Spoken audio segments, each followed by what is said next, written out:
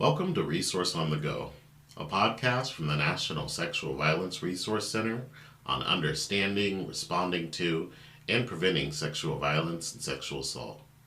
My name is Darin Dorsey. I'm an expert in sexual violence prevention and organizational equity, and co founder of Rooting Movements, which is a consulting firm that helps organizations ensure that their internal practices are consistent with the values that drive the change they intend to make in society.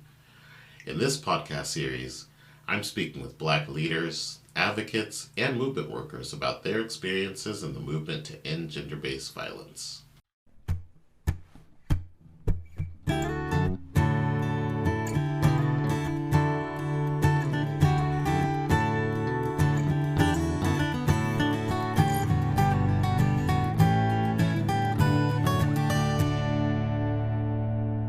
Right. Tonya Lovelace, thank you so much for joining me today.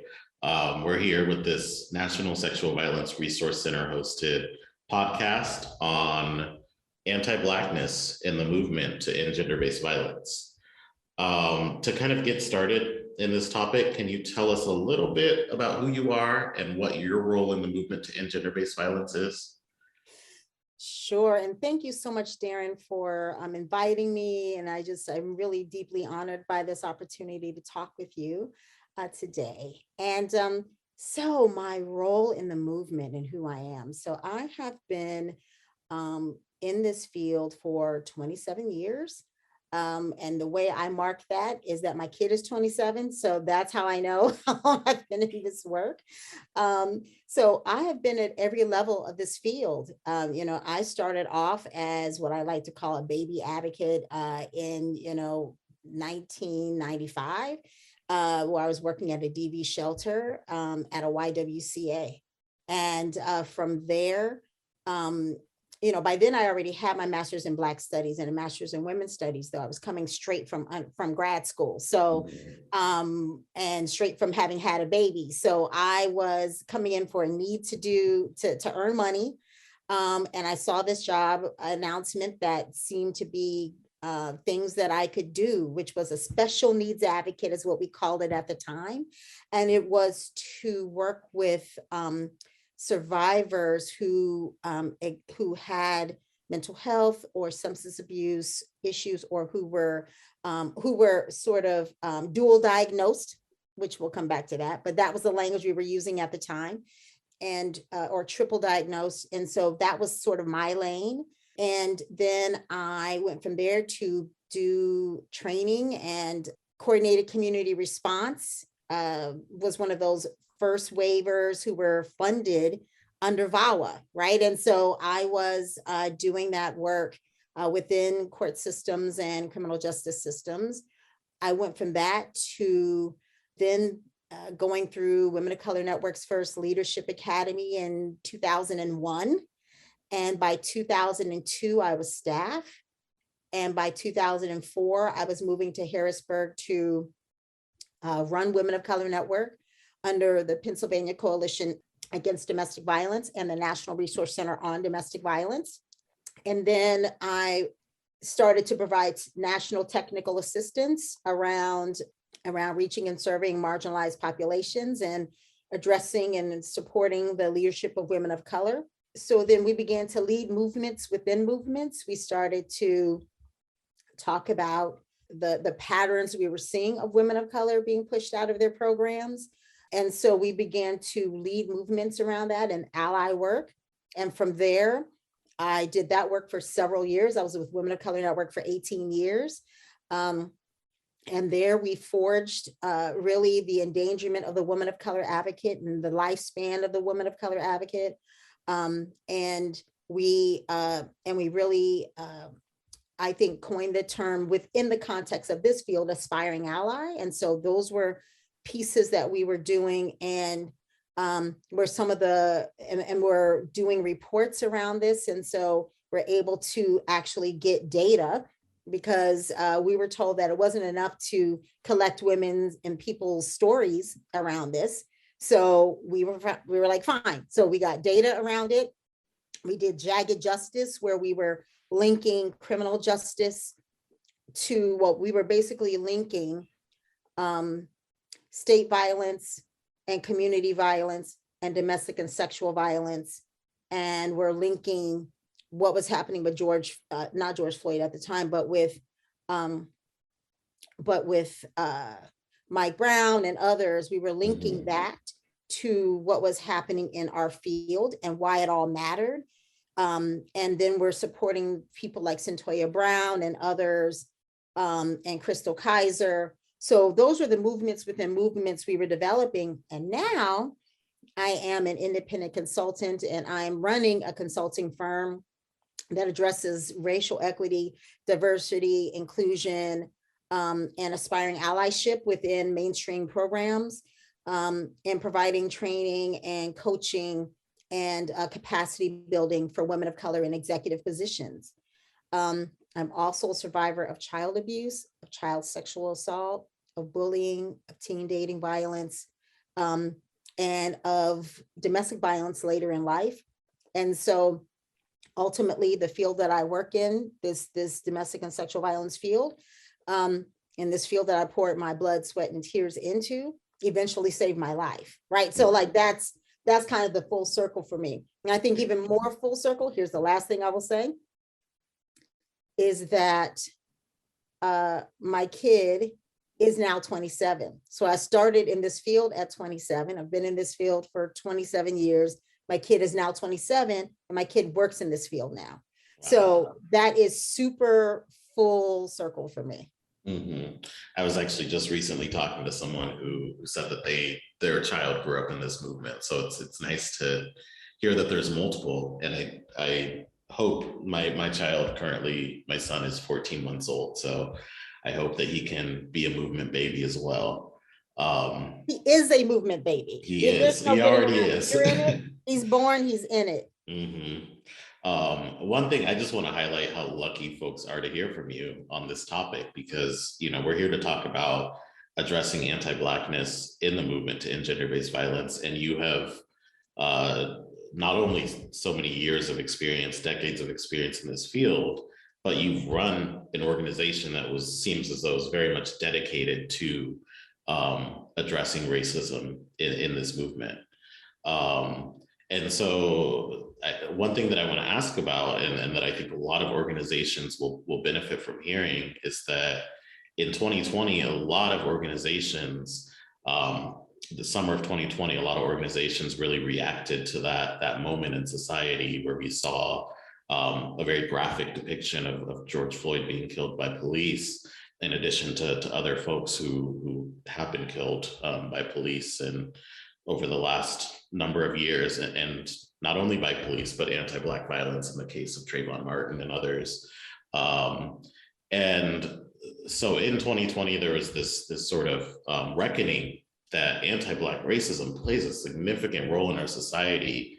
And we saw a lot of organizations come out and make a commitment to interrupting racism, to advocating for anti-racism, and moving in this direction. What do you think those organizations need to hear and understand? And before we hear your answer, one thing I also want to acknowledge is that between now, which is March of 2022, and that moment in 2020, we've seen shifts in attitudes. So we saw that attention towards anti-Blackness, towards racial violence, and this desire to eliminate it. And at the same time, if you look at public opinion on Black Lives Matter, if you look at public opinion against critical race theory and these other issues, we've also seen a backlash. So going back to the question, what do organizations who've made a commitment to interrupting racism, to advocating for anti-racism, what do they need to know? What do they need to understand? So I think they need to understand that they are not disconnected from from those systems that we see this violence happening in, right? That we are all sort of swimming in white supremacy, patriarchy, and capitalism. All of us are, right? It's important for nonprofits, for our agencies and our programs and our movement, and in our movements, it's important for them to not see criminal justice systems and court systems and social services systems and so forth as being somehow separated from our movement systems and our movement agencies. I don't think we can. So I think that we can't see those things as being disconnected. And I think in our movement, just like you said, there has been a lot of interest. There were initially a lot of energy and a lot of interest built into that. Like I said, Women of Color Network, we were having those jagged justice conversations. And honestly, I think in a way we helped to prime the movement for this so that once this happened, for some folks, there wasn't a big leap for them then to be able to make those connections and to connect those dots. As my then WLCN colleague, but also now working for California Partnership to End Domestic Violence, Reverend Dr. Elise Moore-Orby. Her thing was always, this is connecting the dots between these issues. And so we were doing that work and laying that foundation, and programs were then, I think many of them were poised and ready. And I know Move to End Violence had also been forging these conversations, or people who came out of Move to End Violence, my cohort colleagues, because I also am a movement maker within that system, I mean, within that project. So to make a long story short, we are both seeing we saw sort of the ramp up and then the sort of the coming down of that arc as well within our movement, right? And so we've gone from folks who were very poised and ready to have that conversation to folks who are already back to things as normal and have sort of lost that energy, and who don't have to live at the margins on a day-to-day basis, who don't have to do that. And so I'm going to tell you now, I feel like I do have some thoughts about this and I have a lot to say. So I want to add to this and say that I think we have to, if we're going to look at George Floyd and those circumstances from summer of 2020 to now, I think in our movement, we have to look way back at the beginning of our movement in the late 60s and 70s and look at how it really started off as grassroots with people helping. So with hurt people, helping hurt people, right? So people who were survivors, who were helping other survivors. That's kind of how that started. And you had women of color and people of color, and you had LGBT folks, and you had people on the margins who are more visible in that work. And that was before money and structures came into place, right? But then over time, as money came in and organizations and programs are formalized, we became more agencies helping clients, right? And these agencies, as they got more formalized within governmental and criminal justice guidance and under those structures, and when you have legislation that's tying these issues and we're helping and we're developing out VAWA and so forth, and systems that are tying criminal justice to these issues, these structures have their roots in white supremacy culture, have their roots in patriarchy and capitalism. And so even if movement agencies started off with the best of intentions, they began to replicate these masters' tools, right? And so white supremacist patriarchal capitalism, which is what bell hooks called all of these issues, became forged, right? And started to play out. And so the movement became more of a field. Agencies became more professionalized, medicalized, and participatory in criminalization.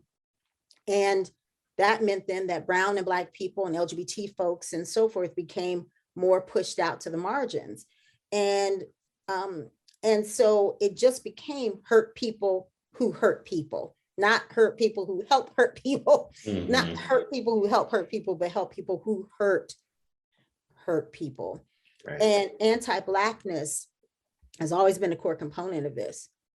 And this is a situation in which there can only be a few of us, right? Particularly in management. And we can be relegated to certain roles, which are more which are more labor-based roles, right? And we can get held to higher standards and be wrangled and tagged and pegged and marked as resistant, right? And we can be targeted for neutralization and being tamed and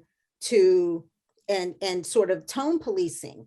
And so Black people are often targeted within agencies for profiling. We are profiled in our own programs then.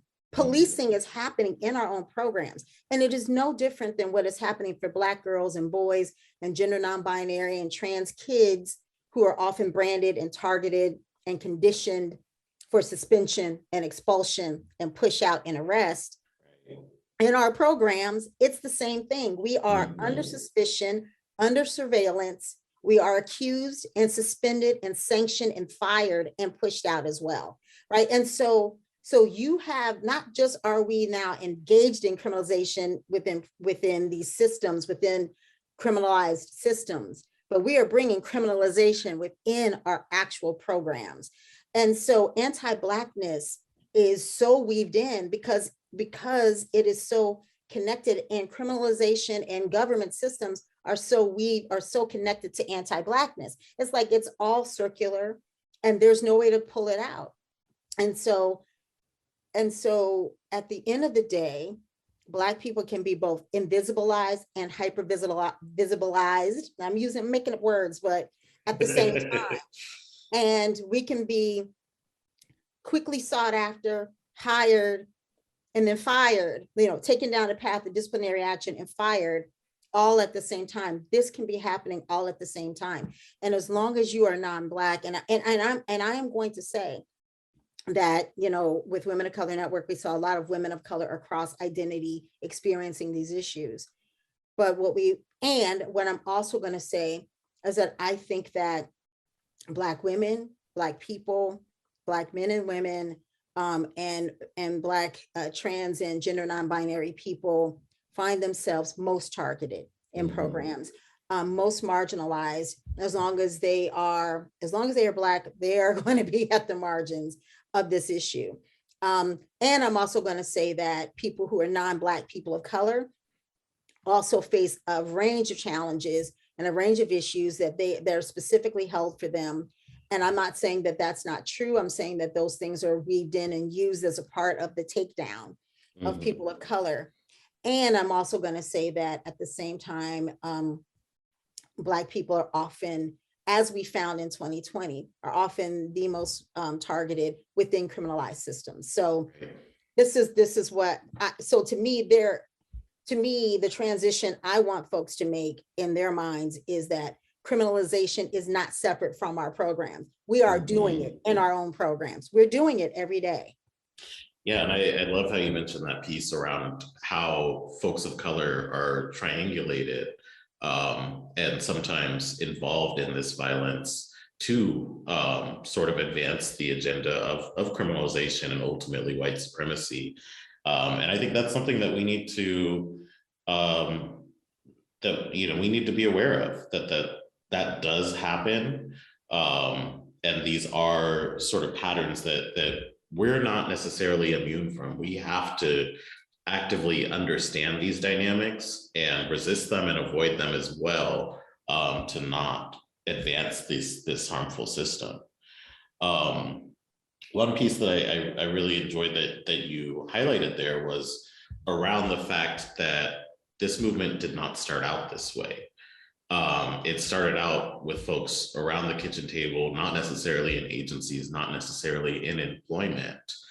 And one thing that I often think about, a resource I use pretty often in my work, is the Santa Cruz Women Against Rape letter to the field, to the anti-rape movement, which basically warns against moving down this path of criminalization. And I think of, what if we listened to them? Where would we be today? Where would this movement be today had we heard that and said, oh, okay, we're getting too close to this. Let's step back and let's ensure that we stay grassroots, that we stay this way. there would be so many Black advocates, Black survivors, survivors of color, queer survivors, marginalized folks who would not have experienced harm in this movement. And so with that in mind, I want to ask you that, while organizations and individuals have made this commitment moving forward, there's also this history where people have been harmed in this movement, to the point where folks have left this movement. How can organizations be accountable for that harm that's happened in the past? Well, first, let me be accountable. There's something I want to also just very much emphasize is that Women of Color Network, myself, and all of us, we're not coming up with these issues out of like our sort of a vacuum either, right? So Insight was laying out this sort of analysis well before we were, right? Beth Ritchie had written her books, Compelled to Crime. Like, so these things were already laid out before we began to sort of put our pedal to the metal too, right? And so at least before I put my pedal to the metal, so I will say that, I can speak for me. So I want to say that, I think that that my legacy in this work and the legacies of those of us who have had this history of experiencing these issues and have written about it or talked about it or walked through this process, stand on shoulders of others before us. And I want to say that those who want to be accountable have to be ready to lean into wellness.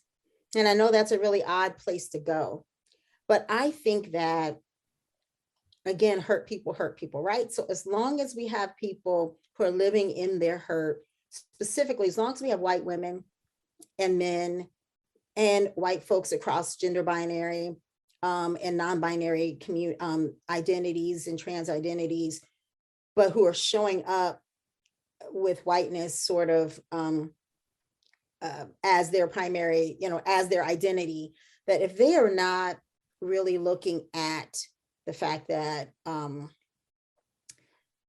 if they're not looking at white supremacy culture, and if they're not looking at how it weaves into their own lives, and they're going to keep going and going and going and going. And then they will say, hey, let's, I'm ready to be accountable. Let's have these meetings and these trainings, but are not carving real time for it, are not carving real transition into the work, are not putting real resources behind it so that people have real time, and they themselves are not enforcing, but are not ensuring that their upper management are involved. And this work has to happen at all levels. They're not making sure their boards are involved in these conversations. Everybody has to do it, and they have to do it with clear mind and openness. The only way you can really have that kind of conversation is to really do a clearing, right? To be able to move into spaces and do breath work and clearing work that then transitions you into these real conversations around how racial equity and wellness are linked. And then gets into the rudimentary discussions and making sure that everybody knows and has the same language and really can tackle these issues all the way from understanding things like, unconscious bias and really looking at microaggressions and all of those pieces and how all of those are laid out. I think that they can't be mindful then of what they're doing. We're not giving time to bring in somebody for, a half-day training once a year is not going to get at these issues. And so to me, they have to be willing to have set aside time for real training, real work, individual and group work. They have to really set aside actual time for wellness, and they need to demonstrate that they are willing to sit and do that and to bring their minds clear and set things aside and take a step off of the sort of the hamster wheel of capitalism for these conversations, and to sort of decolonize time so that people can actually have time to spend on this. And I know I'm asking for a lot, but it's like, these are things people need to do, and they need to be willing to have true evaluation, a real interest in changing policies and procedures and practices so that the master's tools really truly are dismantled. And we're working in the master's houses. I mean, we just are, whether we intended for that to be the case or not. Yeah, I mean, I think one thing that I think connects to this that I think about often is that, you know, if we just at a very basic level admit that the history that we're taught in our schools is not authentic and is anti-Black. So it doesn't talk about enslavement in any accurate way. It doesn't talk about Jim Crow and the atrocities against Black people and people of color in this country in an authentic way. I often talk about the fact that most people went through 16 to 18 years of that at least, you know, and so if we went through 16 to 18 years of that indoctrination, then we really can't expect a 3-hour training to do it. Nor can we talk about, and you know, even for me, right? So when I started doing a support group for Black women called Rise Support Group, I knew that I couldn't sit with survivors and talk about violence as if it was just happening just now for them in their current circumstances today. I had to talk about racism throughout their lifespan. And then I had to talk about racism. I had to talk about the history of slavery and sexual assault and domestic violence being rooted in that context. So for our conversations, we weren't talking about the here and now. We actually had to go back throughout time. So for us to talk in this movement as if really the movement only started in the 60s and 70s, and I know it started off that way, but I mean, those were the times in which these systems started to get formed the way that they are. But we really have to talk about and trace domestic violence and sexual assault from centuries before now. Right. And really, if we're not talking about it that way, and we're not talking about the transatlantic slave trade, and if we're not talking about the Trail of Tears, and we're not talking about you know, the Chinese Exclusion Act, and we're not talking about all of these different acts, and if we're not like reading Andrea Ritchie, who's really laying these things out there, we're not doing this kind of work, then we're really not getting at the real roots of how these things happen, how we come together, what our relationships look like, and how we're replicating those same kinds of relationships.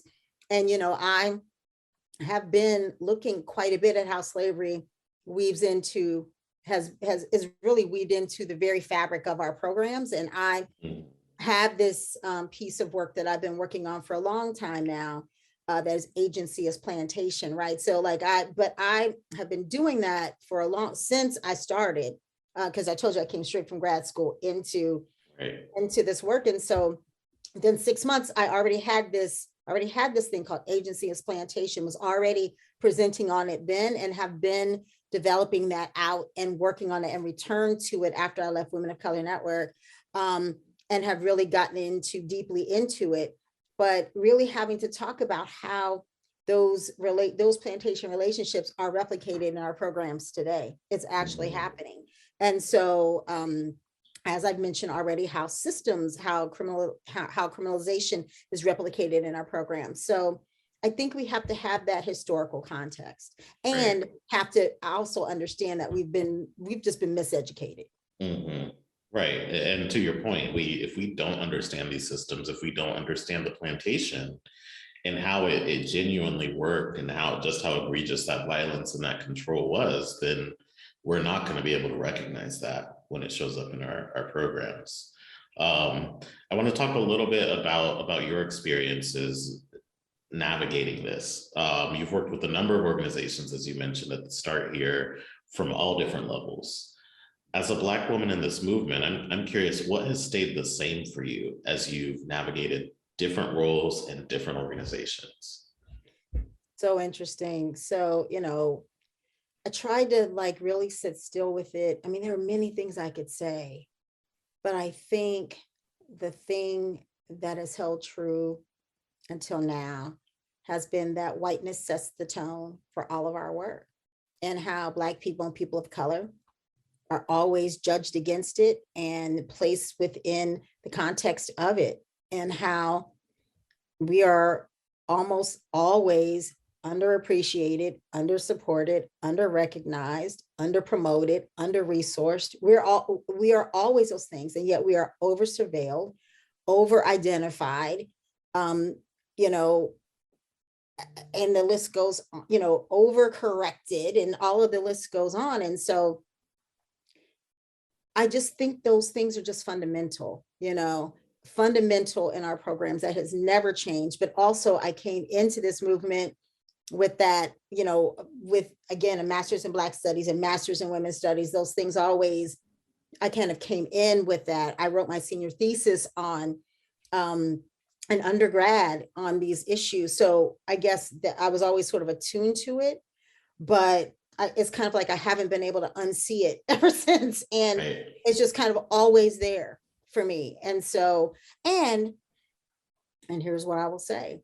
I will say that also I too was not immune, right, to replicating and being a part of systems that did harm myself, and have had harm done to me, and have seen that happen among people of color, and have done that and participated in that among people of color. So it is not, we are all swimming in white supremacy every day. That just hasn't ever gone away. I see it all the time. And I feel like, I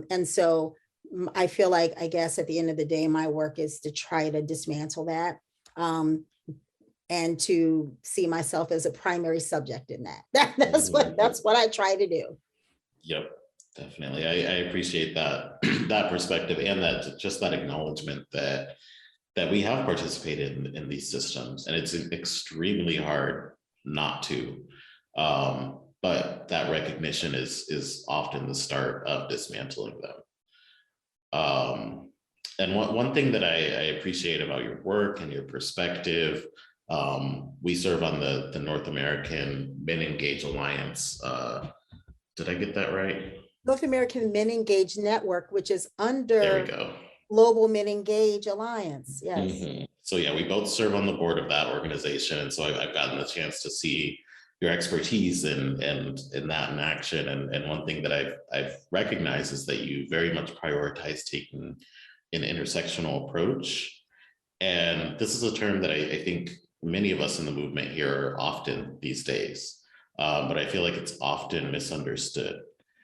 What do you think people need to know if they want their work to truly be intersectional?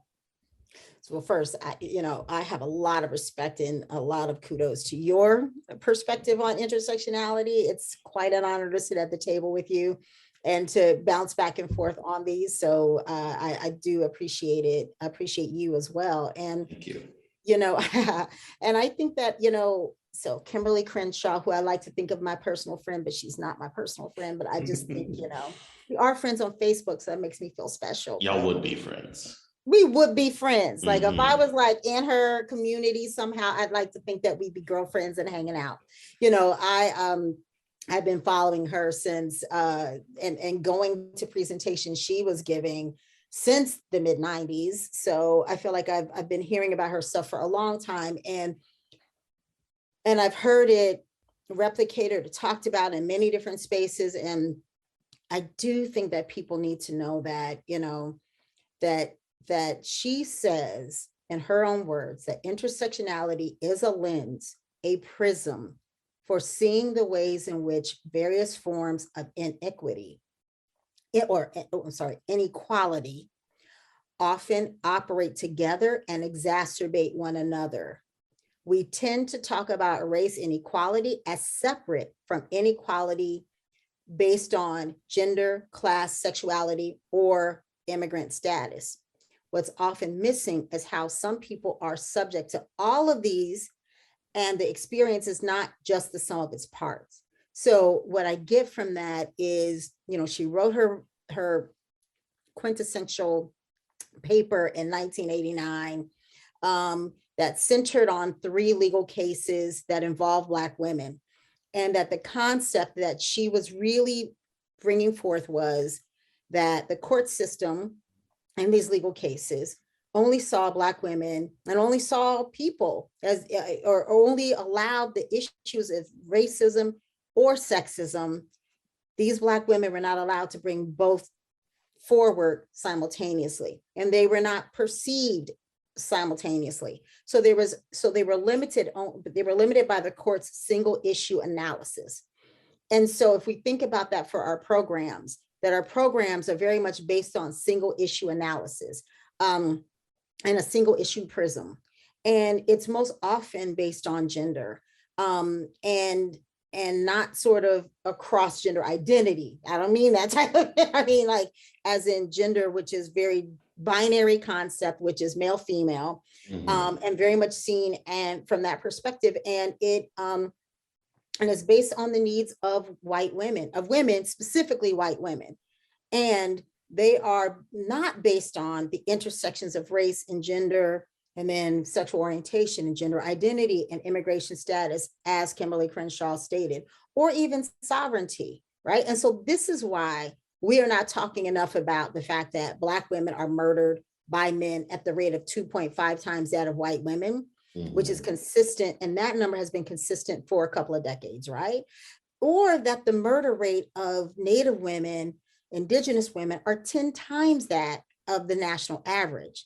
And we are not looking at the fact that 2020 at the time was the deadliest year for trans women at 44 being killed, but that by November 2021, that number was already exceeded at 47. I don't know. And I tried to do my research. And so I don't know the final number that we landed on, but I know that it was 47 people, trans people who had died by November, and that Black women had the highest rate within that context.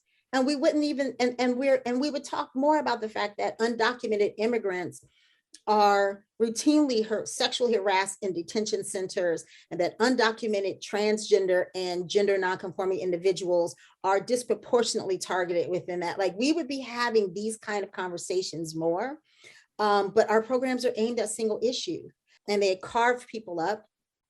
And the more we do that, and the more that we are not meeting people's true whole needs, then we are really complicit in these numbers. We're complicit in them if we're not looking at them, whether we're funders or whether we're programs funded by funders. Right. And I love that language that you use, that folks are carved up. Because I think one thing that I see is that folks will sort of be exposed to this language around intersectionality. They'll understand that it's a value to apply, but instead of recognizing what Kimberly Crenshaw was trying to say, which was that these different experiences of oppression create a unique experience. What I often see is folks trying to take, factors that women, generally white women, experience because of sexism, add those up with factors that Black people, generally Black men, experience. Add those up maybe with factors that queer folks experience. But what they don't recognize or give space to is that this creates an absolutely unique experience that we can't just theorize about. We need to hear these stories. We need to hear from the folks that are impacted by these multiple forms of oppression. I think the term has become co-opted, like many other things, and has been watered down.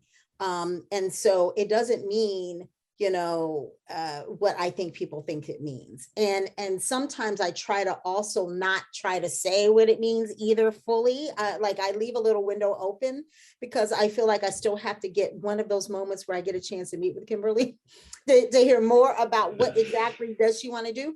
And what I love is that she has sort of left a little room there for people to try to figure this out. But what I know is that there's no coincidence, and there's all the reason why her work has been aimed the way it has been. And she's continued to work at looking at the ways Black and Brown people experience various issues across this nation, is because she's looking at intersectionality at the deepest of the margins. And she's not saying that it is identity roll call. Like that is not what she's intending to do, nor is she intending to use that language to try to prioritize privileges. Like that's not, it is not an opportunity to say my privilege is here, here, here, therefore I'm intersectional. That's not how that works. Exactly. And just so that folks who are listening to this know, Kimberly Crenshaw is continuing this work. And I believe it's the African American Policy Forum. Did I get that correct? AAPF. Absolutely. They do a lot of free talks and workshops, and they'll bring in a number of different voices. And so definitely encourage people who are listening to this and want to learn more to check out that work. Follow AAPF on social media and check out their website and learn more directly from the source. So going back to kind of talking a little bit about this movement from a historical perspective, funders and government institutions' influence over this movement, over how resources are allocated, has grown very quickly, particularly when you look at this movement as, centuries old, or even, I think some people see it as decades old and point back to the 60s and the 70s. Even from that lens, this is all pretty recent. What's the impact of this change from grassroots change making to these agencies that we have and these structures and institutions that we've created, and how can funders work to ensure that community-based organizations are the ones that lead this work? Right, and so the impact of the of shifting the work that we've done to being more funded, which again is sort of the difference between the various waves before and where we landed now, is one of the impacts is that again, we've got these agencies where you've got hurt people who are hurting people, and what it has done is it has created these single issue siloed approaches that do not serve whole people, and where survivors who receive services are receiving them in a way that doesn't meet their whole needs, right? And so I do think that funders can really work at increasing funding and resources to grassroots, community-based, culturally specific organizations that are working at the margins and at the intersection of identity. Who are doing that seamlessly and doing that because they've created organizations that are by and for those populations, right? And so and really those are the most under-resourced programs, and yet they are doing the lion's share of the work in communities, and have the least resources to do it. And so we need to fund those programs. If we really care about the data I just read, then we need to aim the money towards those who are experiencing these issues at a greater rate, because those who seek to do harm do it at the deepest of the margins, right? And we also know that those who are at the deepest of the margins also experience harm. And so it would make sense then that the violence that is, that maybe when you cross over class and so forth, that there would be high rates, especially of the most severe violence, or would sort of escalate. We would not be coming into systems until they escalate at a much higher rate. And so Black women, for example, may be less likely to come until it's happening at such a rate that they can't do, that they really are at their wits' end. And so by then it's escalated to a degree that either we're seeing them at the very end of that arc of escalation, or we're seeing them in body bags, excuse me, right? And so it is important to have those programs that can address those communities and address those issues before it gets to those points. And we have to we need to follow the data, so that those programs who are working at the data, at the point of data, we support them. I mean, real data, right? Like real data that's showing that this is happening. And we also need to resource population-specific programs and when I say that, I'm the chair of the underserved committee for the National Task Force to End Sexual and Domestic Violence.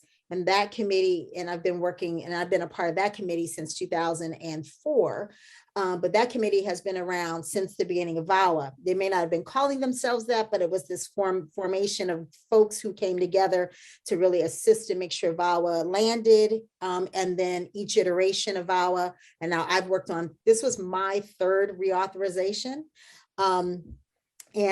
So being a part of this reauthorization really meant, as the chair of underserved group, to create, we work to create a underserved grant program, and that underserved grant program is in VAWA and was authorized in 2013. So, and we were also the committee that ensured that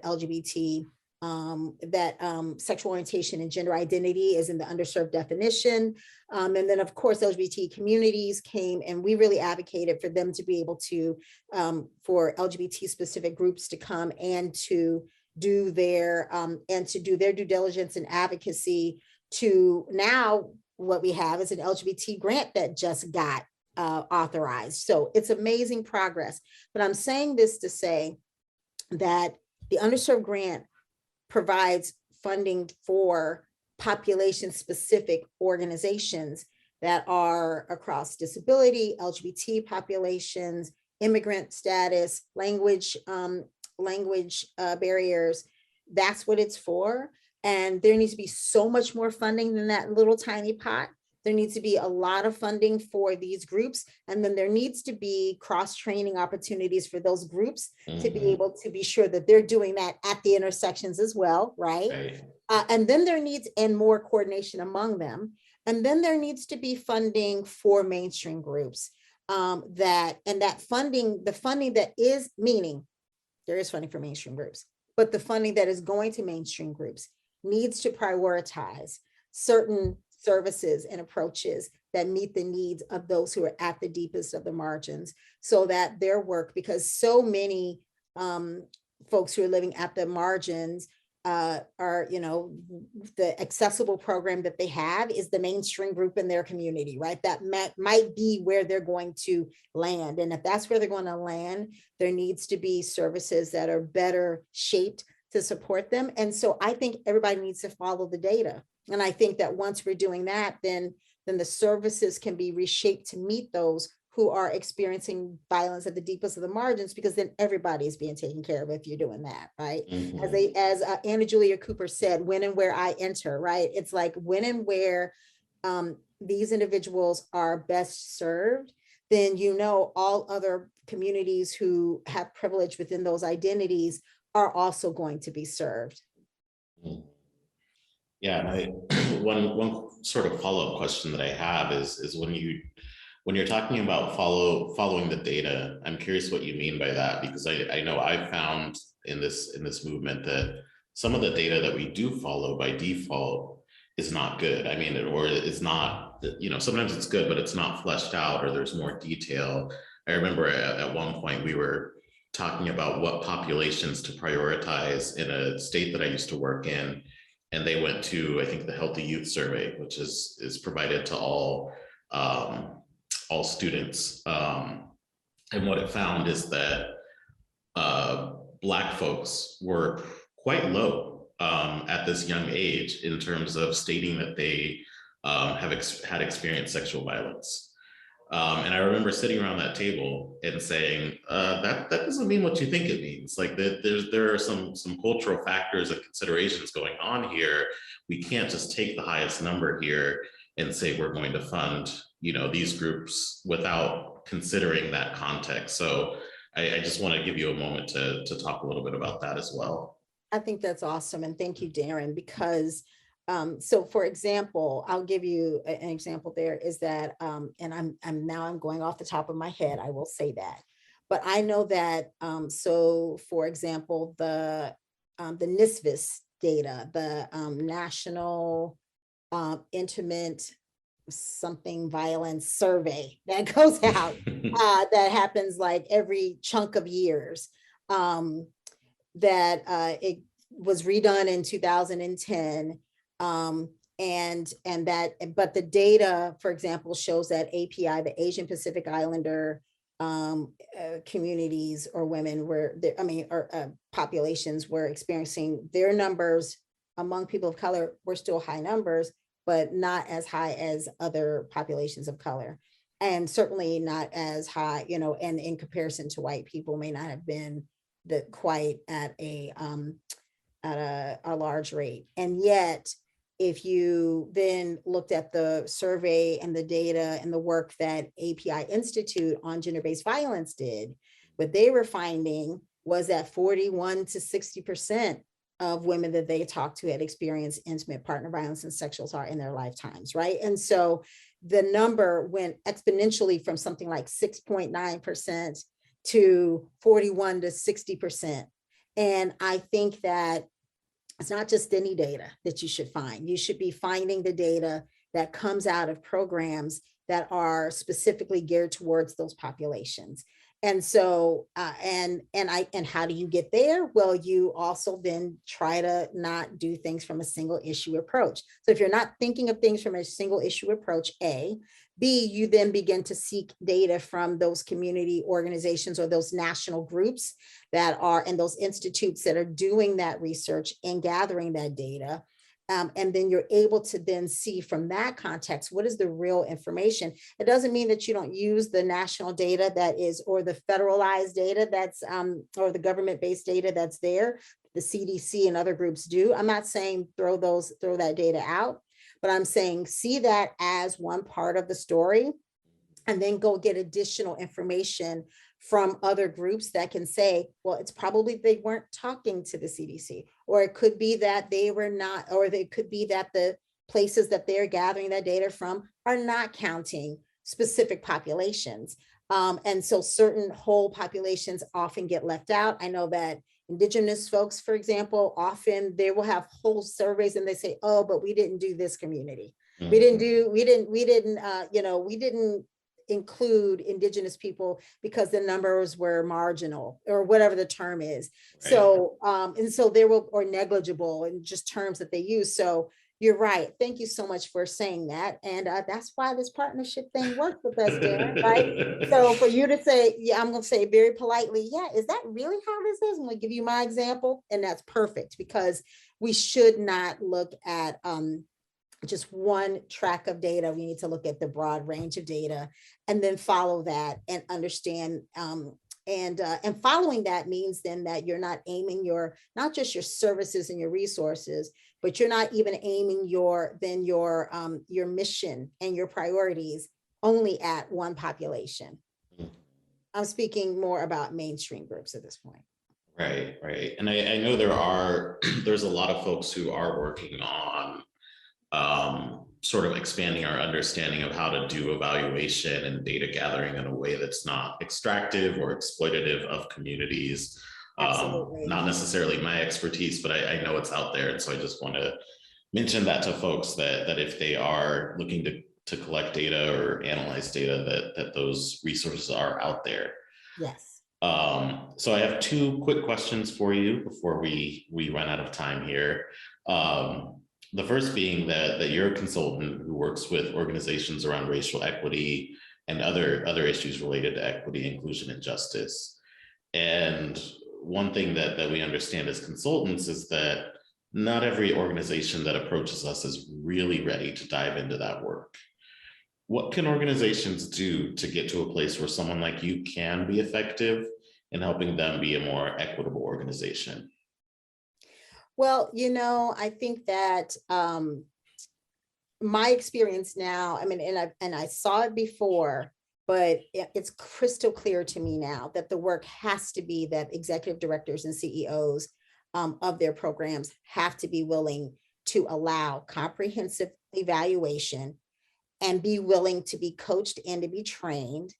And then they have to be willing to set aside resources for their entire management and line staff to be coached and trained and participate as well. It just doesn't work for me to just come in and do trainings. And it doesn't work for me to also, if I'm coming in, to only target specific slices of the organization. It has to be everyone, and it has to be a need or an interest in overall an organizational overhaul, really, for real comprehensive work to or change to occur. Otherwise, it's just lip service. It just really is. Yeah.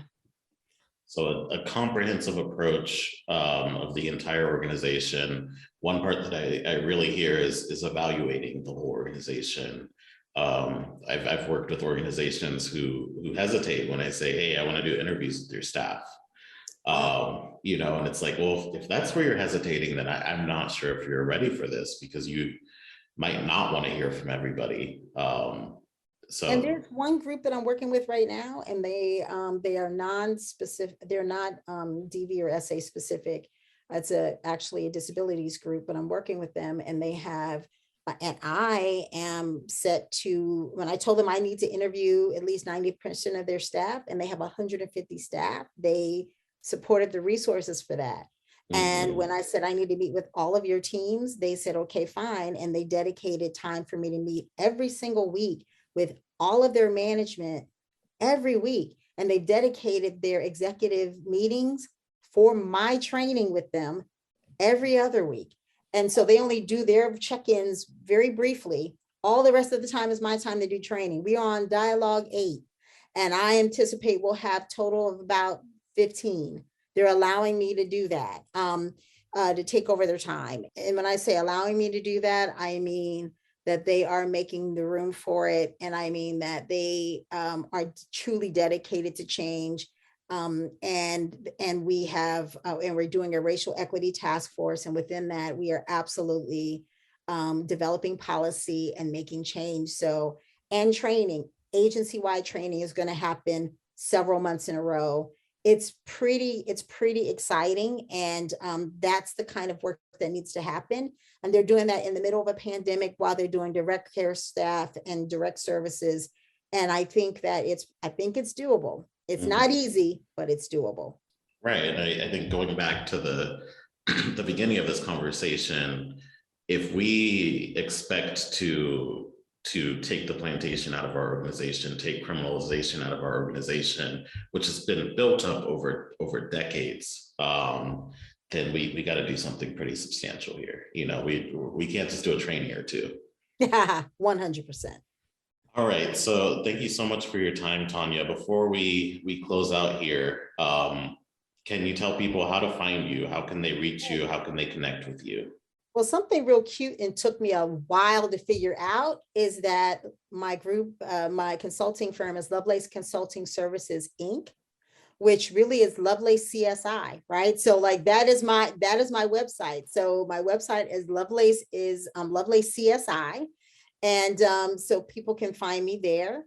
They can go to my email, which is info@lovelacecsi.org. I'm not .com. Ooh, .com now. .com, because I'm not a nonprofit anymore. So or not with a nonprofit anymore. So it is Lovelace CSI. Lovelace. It is info@lovelacecsi.com. They can also find me on LinkedIn. For people who, I will just say, who are already friends with me on Facebook, people hit me up all the time on Facebook through Messenger.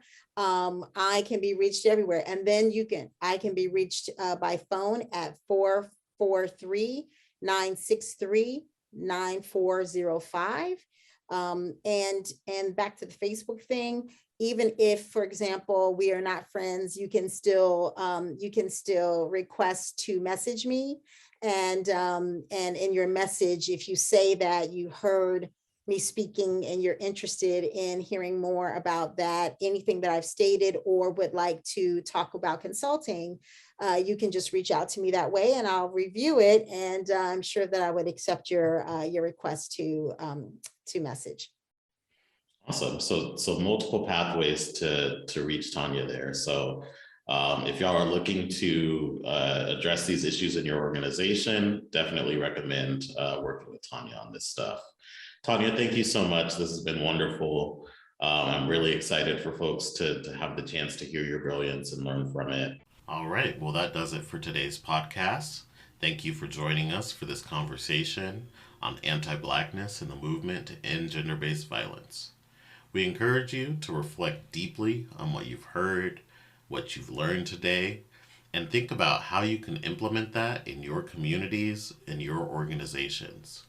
We also welcome you to reach out to some of the guests in this series of podcasts for organizational technical assistance, consulting, training, and other services. If you haven't already, please do check out the rest of the podcasts in this series. This series of podcasts on anti-Blackness and the movement to end gender-based violence includes 5 conversations that are 5 different perspectives in this movement, 5 different experiences. I think what you'll find is that sometimes they overlap and sometimes they don't. There's something to gather from each and every single one of them. And again, we encourage you to listen to the entire series of these podcasts.